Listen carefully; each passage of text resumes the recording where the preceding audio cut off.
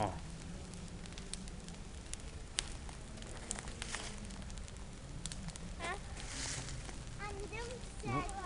Vou daquele lado lá.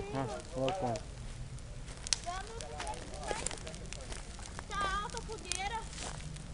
Depois a gente conta a história, hein? Tá mais.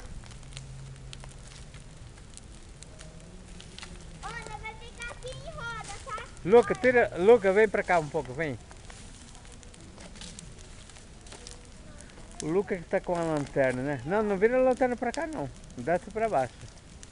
Isso. Não vira a lanterna pra cá não. Você tá catando o quê? Procurando quem, Lucas? Lobo mau.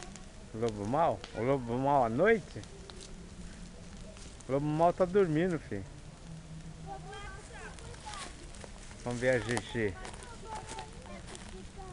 Ó, tá arrumando aqui pra nós contar a história. Ah, ela tá muito próximo do fogo, não tá não? Ela tá muito quente aí, ó. Tá quente, É quente. bom que nós Ah, esquenta. Muito longe fica ruim. você tá vendo? É aqui que nós escolhemos.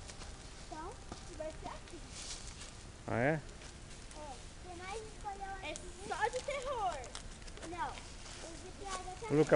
Luca apaga a lanterna. O Luquinho é o que tá com a lanterna. Vira pra cá, Luca, pra me ver. Não, a lanterna não. Você, né, Lucas? Isso não dá.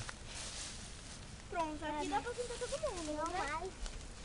Mais, tem que tirar tudo. Ah, e lembrando que a gente vai procurar lobisomem, hein? Claro. Mas é que eu vim aqui tava mais animado. Porque eu tava no cima.